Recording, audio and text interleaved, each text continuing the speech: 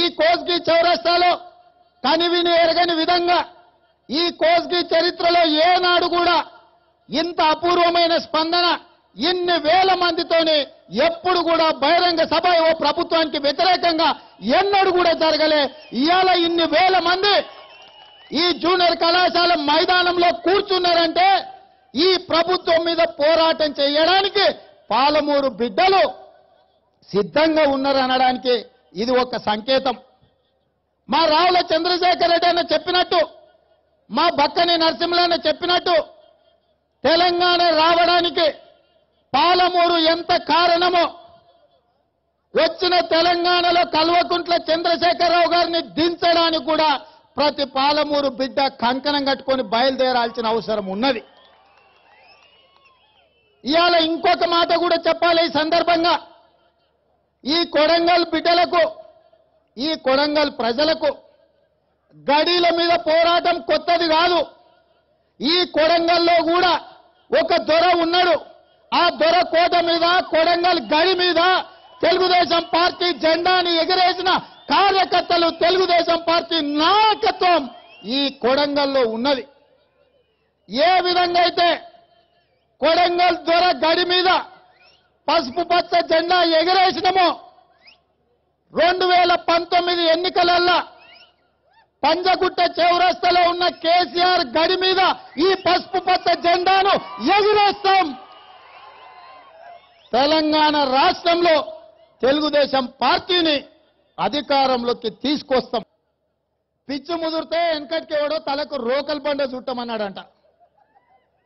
నిజామాబాద్ జిల్లాల ఖానాపూర్ అనే గ్రామానికి పేరు తీసి కవితాపూర్ అని చేసిరట. ఏందా ఏం జరుగుతుంది రాష్ట్రంలో? చనిపోయిన శ్రీకాంతాచారి పేరు జిల్లాకు పెడతా అన్నావు కదా చంద్రశేఖరరావు గారు.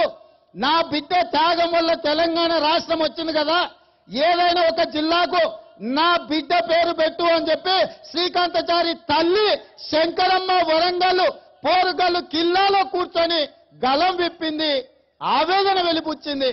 ఎక్కడైనా శ్రీకాంతాచారి పేరు పెట్టిన ఆయన ఒక ఊరికి, నీ బిడ్డ పేరు కవితాపూర్ అవసరం ఉందా మాకని నేను అడుగుతున్నా.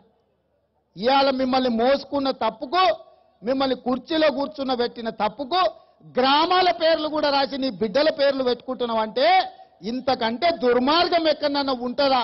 ఒక్కసారి సోదరులను ఆలోచన చేయమని నేను అడుగుతున్నా. ఇవాళ ఈ రాష్ట్రంలో జరుగుతున్న పరిణామాలు ఏమాత్రం కూడా బాగలేవు. తెలంగాణలో ప్రజల బతుకులు అహర్నిశలు కృషి చేయాల్సిన అవసరం ఉన్నది. ఇవాళ మేమందరం బాధ్యతతోని పేద ప్రజల బాధలలో భాగం పంచుకోవాలని ఇవాళ గ్రామాలలో తిరుగుతున్నాం.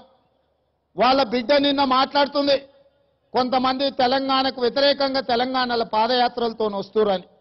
వాళ్ళ అన్నాడు, తెలంగాణలో కొంతమంది గంగిరెద్దులో వస్తురు గడ్డం పెంచుకోనని. ఇక నాకు చిర్రెత్తుకొచ్చింది. అప్పుడు నేను మాట చెప్పిన, అయ్యా పేడమూతి బోడిలింగం 3 నెలలు టైం ఇస్తా, నువ్వు నాలాక గడ్డం పెంచి చూపి, ఒకవేళ నువ్వు గడ్డం పెంచకపోతే ఆడా అని అనను కానీ మాడా అని మాత్రం తప్పకుండా అంటా అని చెప్పిన. ఇప్పటికి కూడా నేను ఆ మాట మీద కట్టుబడి ఉన్నా. అదే విధంగా దీక్ష దివాస్ నిన్న చేసిండు. అమ్మ దీక్ష దివాస్ చేసే కంటే దగుల్బాజీ దివాస్ అని చేస్తే మీ అయ్యకు సరిగ్గా ఉంటుండే కవితమ్మ.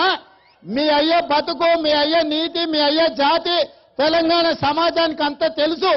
ఒకవేళ నీకు తెలియకపోతే గా ఉస్మానియా యూనివర్సిటీ దగ్గరకు పోయి ఆర్ట్స్ కాలేజ్ ముందర నిలబడితే మా సోదరిమణి బాలలక్ష్మి నీకు మొత్తం చెప్తుంది, కుల్లం చెప్తుంది, బతుకమ్మ ఆడినట్టు చెప్తుంది, బతుకమ్మ కోసం పాట వాడినట్టు మా సోదరిమణి బాలలక్ష్మి చెప్తుంది, లేకపోతే మా దుర్గం భాస్కర్ చెప్తాడు, లేకపోతే మా కల్వకుర్తి ఆంజనేయులు చెప్తాడు, మిగిలింది ఏందన్న బాకి ఉంటే. ఇవాళ ఇంట్లో 4 దిక్కుల పిశాచాల్లో ఈ రాష్ట్రాన్ని పీక్క తింటున్నారు. ఇవాళ పేదోడి బిడ్డలు, పేదోడి కుటుంబాలు పురుగుల మందు దాగి శ్మశానానికి పోతుంటే కేసీఆర్ బిడ్డ మాత్రం పెరగన్నం తిని పార్లమెంటుకు పోతుంది. ఇవాళ నేను ఒక్కటే అడుగుతున్నా, ఆనాటి తెలంగాణ ఉద్యమంలో చురుగ్గా పాల్గొన్న ఉద్యోగ సంఘాలు కానీ, విద్యార్థి సంఘాలను కానీ, తెలంగాణ కుల సంఘాలను కానీ ఆనాడు మీ త్యాగాలు చంద్రశేఖరరావు గారిని ముఖ్యమంత్రిని చేయడానికి, ఆయన అల్లుని మంత్రిని చేయడానికి, కొడుకుని మంత్రిని చేయడానికి, బిడ్డను పార్లమెంటులకు పంపడానికి త్యాగాలు చేసిండ్రా, లేకపోతే తెలంగాణలో పేదోడి బతుకులు బాగుపడాలని త్యాగాలు చేసిండ్రా? ఒక్కసారి ఆలోచన చేయాల్సిన అవసరం ఉన్నది. ఇవాళ అహర్నిశలు కృషి చేయాల్సిన అవసరం ఉన్నది. ఇవాళ మేమందరం బాధ్యతతోని పేద ప్రజల బాధలలో భాగం పంచుకోవాలని ఇవాళ గ్రామాలలో తిరుగుతున్నాం. వాళ్ళ బిడ్డ నిన్న మాట్లాడుతుంది, కొంతమంది తెలంగాణకు వ్యతిరేకంగా తెలంగాణలో పాదయాత్రలతో వస్తురని. వాళ్ళ అన్నాడు, తెలంగాణలో కొంతమంది గంగిరెద్దులో వస్తురు గడ్డం పెంచుకోనని. ఇక నాకు చిర్రెత్తుకొచ్చింది. అప్పుడు నేను మాట చెప్పిన, అయ్యా పేడమూతి బోడిలింగం, 3 నెలలు టైం ఇస్తా, నువ్వు నాలాక గడ్డం పెంచి చూపి, ఒకవేళ నువ్వు గడ్డం పెంచకపోతే ఆడా అని అనను కానీ మాడా అని మాత్రం తప్పకుండా అంటా అని చెప్పిన. ఇప్పటికి కూడా నేను ఆ మాట మీద కట్టుబడి ఉన్నా. అదే విధంగా దీక్ష దివాస్ నిన్న చేసిండు. అమ్మ, దీక్ష దివాస్ చేసే కంటే దగుల్బాజీ దివాస్ అని చేస్తే మీ అయ్యకు సరిగ్గా ఉంటుండే కవితమ్మ. మీ అయ్య బతుకు, మీ అయ్య నీతి, మీ అయ్య జాతి తెలంగాణ సమాజానికి అంతా తెలుసు. ఒకవేళ నీకు తెలియకపోతే గా ఉస్మానియా యూనివర్సిటీ దగ్గరకు పోయి ఆర్ట్స్ కాలేజ్ ముందర నిలబడితే మా సోదరిమణి బాలలక్ష్మి నీకు మొత్తం చెప్తుంది, కుల్లం చెప్తుంది, బతుకమ్మ ఆడినట్టు చెప్తుంది, బతుకమ్మ కోసం పాట వాడినట్టు మా సోదరిమణి బాలలక్ష్మి చెప్తుంది, లేకపోతే మా దుర్గం భాస్కర్ చెప్తాడు, లేకపోతే మా కల్వకుర్తి ఆంజనేయులు చెప్తాడు, మిగిలింది ఏందన్న బాకి ఉంటే. ఇవాళ ఇంట్లో 4 దిక్కుల పిశాచాల్లో ఈ రాష్ట్రాన్ని పీక్క తింటున్నారు. ఇవాళ పేదోడి బిడ్డలు, పేదోడి కుటుంబాలు పురుగుల మందు దాగి శ్మశానానికి పోతుంటే కేసీఆర్ బిడ్డ మాత్రం పెరగన్నం తిని పార్లమెంటుకు పోతుంది. ఇవాళ నేను ఒక్కటే అడుగుతున్నా, ఆనాటి తెలంగాణ ఉద్యమంలో చురుగ్గా పాల్గొన్న ఉద్యోగ సంఘాలు కానీ, విద్యార్థి సంఘాలను కానీ, తెలంగాణ కుల సంఘాలను కానీ, ఆనాడు మీ త్యాగాలు చంద్రశేఖరరావు గారిని ముఖ్యమంత్రిని చేయడానికి, ఆయన అల్లుని మంత్రిని చేయడానికి, కొడుకుని మంత్రిని చేయడానికి, బిడ్డను పార్లమెంటులకు పంపడానికి త్యాగాలు చేసిండ్రా, లేకపోతే తెలంగాణలో పేదోడి బతుకులు బాగుపడాలని త్యాగాలు చేసిండ్రా? ఒక్కసారి ఆలోచన చేయాల్సిన అవసరం ఉన్నది. ఇవాళ ఎవడో తాగి కారు నడిపితే తాగి నడిపినావు కాబట్టి జైల్లో పెడుతున్నామని వాడిని జైల్లో పెట్టారు. నేను అడుగుతున్న రాష్ట్ర ముఖ్యమంత్రిని, ఇక్కడున్న పోలీసు మిత్రులను, అయ్యా తాగి కారు నడిపితేనే జైల్లో పెట్టింది కదా మీరు, తాగి రాష్ట్రాన్ని నడుపుతున్న చంద్రశేఖరరావు గారిని అండమాన్ జైల్లో పెట్టాల్సిన అవసరం ఉందా లేదా ఆలోచన చేయండి. తాగిన మత్తులో రాత్రికి ఒక నిర్ణయం, దిగినాక తెల్లారినాక ఇంకొక నిర్ణయం తీసుకుంటున్నాడు ఈరోజు ఈ రాష్ట్రానికి ముఖ్యమంత్రిగా ఉన్నాడు. ఇది దురదృష్టమా కాదా ఒక్కసారి ఆలోచన చేయండి. కాబట్టి ఇవాళ ఈ రాష్ట్రానికి చురుకైన నాయకత్వం అవసరం, సామాజిక న్యాయం చేయగలిగిన పార్టీ అవసరం, పేద ప్రజలని ఆదుకుని కడుపులో పెట్టుకొని చూసుకునే ప్రభుత్వం అవసరం. అలాంటి పరిస్థితిలో ఈ రాష్ట్ర ప్రభుత్వం లేదు. కల్వకుంట్ల చంద్రశేఖరరావు గారికి ఆ ఆలోచన లేదు. కాబట్టే ఇవాళ ఇంత రాత్రి ఇవాళ వాటర్ గ్రిడ్ అని ఆయన కులుకుతున్నాడు. 2011లో కోయిల్ సాగర్ నుంచి 250 కోట్ల రూపాయలతోటి 7 మండలాలకు కోయిల్కొండ, దామరగిద్ద, మద్దూరు, దౌలతాబాద్, కోస్గి, కొడంగల్, బొమ్మరాజ్పేటకి 300 గ్రామాలకు 350 గ్రామాలకు శాశ్వత తాగునీటి కోసం కోయిల్ సాగర్ నుంచి నిధులు రాష్ట్రం నుంచి నిధులు తెచ్చి కోయిల్ సాగర్ లో పనులు ప్రారంభించి 70 కోట్ల రూపాయలు ఇప్పటికి ఖర్చయినాయి. 100 కోట్ల రూపాయల టెండర్లు ఆనాడు కాంగ్రెస్ ప్రభుత్వం ఉన్నప్పుడే టెండర్లను పిలిచింది. కానీ కోయిల్ సాగర్ నుంచి తాగనికే నీళ్లను దాదాపుగా 2.5 సంవత్సరాల నుంచి 1 రూపాయి కూడా పని చేయనీయకుండా ఈ ముఖ్యమంత్రి గారు పెండింగ్ పెట్టి కొడంగల్ నియోజకవర్గ ప్రజల మీద, నారాయణపేట నియోజకవర్గ ప్రజల మీద ఈనాడు కక్ష సాధిస్తున్నాడు. ఇంత దుర్మార్గం ఎక్కడైనా ఉంటుందా? 2019 ఎన్నికల లోపల ప్రతి మారుమూల గ్రామానికి తాగడానికి నీళ్లు ఇస్తా, లేకపోతే ఓట్లే అడగనని చెప్పిన చంద్రశేఖరరావు, ఈ రోజు నేను నిన్ను అడుగుతున్నా, నేను 2011లో 250 కోట్ల రూపాయలతోని పథకం తెచ్చుకొని 70 కోట్లు ఖర్చు పెట్టిన తర్వాత ఈనాడు కోయిల్ సాగర్ తాగునీటి పథకాన్ని పక్కన పెట్టినావు కదా, ఇది దుర్మార్గం కాదా అని నేను అడుగుతున్న కల్వకుంట్ల చంద్రశేఖరరావు గారిని. అందుకే ఈ చంద్రశేఖరరావు గారిని నీచ్ కమీన కుక్క అని చెప్పి ఈ కొడంగల్ ప్రజలు తిడుతున్నారు. ఇవాళ నకిలీ విత్తనాల సంగతి ఇక చెప్పాల్సిన పనే లేదు. ఇవాళ రాష్ట్రంలో మంత్రులు నకిలీ ఉద్యమకారులందరూ మంత్రులు అయిపోయారు. ఒక్కనాడు కూడా తెలంగాణ గురించి మాట్లాడని తుమ్మల తలసాని మేమందరం జై తెలంగాణ అంటే వాళ్ళిద్దరు నై తెలంగాణ అని అక్కడి దిక్కు తిరిగేటోళ్ళు.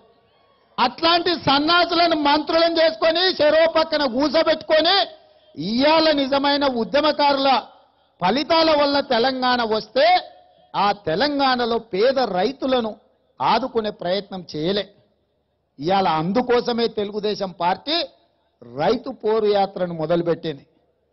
ఇవాళ ఈ పోరు యాత్రలో ఒక్క మాట చెప్పాలి, చంద్రశేఖరరావు గారు మీరు తెలంగాణ తెచ్చినా అని పదే పదే చెప్పుకుంటున్నారు కదా, మీరు తెలంగాణ తేవడానికి కారణం ఎవరో ఎప్పుడైనా గుర్తు చేసుకున్నారా మీరు అని నేను అడుగుతున్నా. ఇవాళ కల్వకుంట్ల చంద్రశేఖరరావు గారు మెదక్ జిల్లా నుంచి పారిపోయి కరీంనగర్ జిల్లాలో నిలబడితే, కరీంనగర్ జిల్లా బిడ్డలను మోసం చేస్తే వాళ్ళు తరుముతే పాలమూరుకి పారిపోయి వచ్చినావు. ఈ పాలమూరుకు నువ్వు వస్తే పాలమూరులో ఊరు లేదు, పార్లమెంటులో నోరు లేని నిన్ను మా పాలమూరు బిడ్డలు భుజాల మీద పోసుకొని గుండెల్లో పెట్టుకొని నిన్ను పార్లమెంటుకు పంపిస్తే ఇవాళ తెలంగాణ రాష్ట్రం వచ్చింది. ఇవాళ నువ్వు కులుకుతున్నావంటే, ఇవాళ నువ్వు కుర్చీలో కాలు మీద కాలేసుకొని కాలు ఊపుతున్నావంటే మా పాలమూరు బిడ్డల కష్టం ఉంది, చెమట ఉంది, రక్తం ఉంది, ప్రాణ త్యాగాలు ఉన్నాయి. మా పాలమూరు బిడ్డల ఓట్లున్నాయి, సీట్లున్నాయి నీకు. అలాంటి మా పాలమూరు బిడ్డలు ఇవాళ తెలంగాణ మొత్తంలో కరువు వచ్చినా అకాల వర్షాలు వచ్చినా కొట్టుకుపోయేది పాలమూరే. ఇవాళ నారాయణపేట మక్తల్ ప్రాంతంలో, కొడంగల్ ప్రాంతంలో సాయంత్రం 7-8 గంటలకు ఏ బస్సును చూసినా బస్సు లోపల, బస్సు సీట్ల మీద, బస్సుల మీద కూర్చొని బొంబాయికి వలసలు పోతున్న జిల్లా మాది. ఈ బొంబాయి వలసలు ఆగాలే, బొగ్గు బావుల పనులు ఆగాలే, ఈ ప్రపంచంలో ఎక్కడ మట్టి పనైనా, తట్ట పనైనా, కూలి పనైనా పాలమూరు బిడ్డల వలసలు ఆగాలే, తెలంగాణ రావాలే, మా బతుకులు బాగుపడాలి అని నిన్ను గెలిపించి పార్లమెంటుకు పంపిస్తే వచ్చిన తెలంగాణలో పాలమూరు బిడ్డలను అనాథలను చేసి ఇవాళ నువ్వు గజ్వేల్కు పారిపోయినావు కదా, ఇదేనా నీ నీతి, ఇదేనా నీ జాతి అని చెప్పి కల్వకుంట్ల చంద్రశేఖరరావు గారిని అడుగుతున్నా. ఇవాళ ఇంకొక మాట కూడా అడుగుతున్నా చంద్రశేఖరరావు గారిని. 10 కోట్ల రూపాయలు బ్యాంకులకు చెల్లిస్తే రైతులకు రుణ విముక్తి జరుగుద్ది, రైతులకు ఒకేసారి రుణమాఫీ చేయమని మేము అడిగినాం కదా, నువ్వు మాత్రం ఆ పనులు చెయ్యవు. తెలుగుదేశం పార్టీ ఎందుకు అడ్డం పడ్డది? నీ కాంట్రాక్టర్ల కమిషన్ తీసుకుంటామంటే వద్దన్నాం. నీ కొడుకు, నీ బిడ్డకు, నీ అల్లుడికి మంత్రి పదవులు, పార్లమెంటు పదవులు ఇస్తే వద్దన్నాం.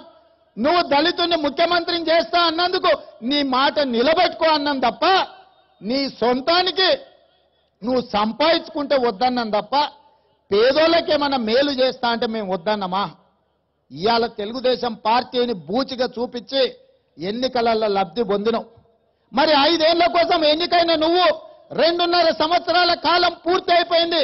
కానీ పేదోడికి డబుల్ బెడ్రూమ్ ఇల్లు ఇవ్వలే, దళితులకు 3 ఎకరాల భూమి ఇవ్వలే, గిరిజనులకు 3 ఎకరాల భూమి ఇవ్వలే, మైనార్టీలకు రిజర్వేషన్లు ఇవ్వలేదు, ఇవాళ గిరిజనులకు రిజర్వేషన్లు ఇవ్వలేదు. కనీసం పాత ప్రభుత్వంలో కట్టిన ఇందిరమ్మ ఇళ్లకు బిల్లులు కూడా ఇవ్వని సన్నాసివి నువ్వు అని చెప్పి మేము అనక తప్పదా అని నేను అడుగుతున్నా. ఇవాళ నువ్వు ఆ కుర్చీలో కూర్చున్నావు కాబట్టి, ఇవాళ నువ్వు ముఖ్యమంత్రిగా ఉన్నావు కాబట్టి, ఇవాళ నువ్వు పేదల సొమ్ముతో నువ్వు దావతులు చేసుకుంటున్నావు, నువ్వు కార్లు కొనుక్కుంటున్నావు, నువ్వు గడీలు నిర్మించుకుంటున్నావు, నీ కొడుకు వాస్తు కలిసి రాలేదని ఉన్న సచివాలయాన్ని కూలగొడుతున్నావు కాబట్టి వీటన్నిటిని తెలుగుదేశం పార్టీ వ్యతిరేకిస్తుంది. ఇవాళ తెలుగుదేశం పార్టీ స్పష్టంగా కల్వకుంట్ల చంద్రశేఖరరావు గారి మీద యుద్ధం ప్రకటించింది. ఈ యుద్ధంలో తెలంగాణ సమాజం ఎవరి వైపున ఉండాలనో తేల్చుకోవాలి.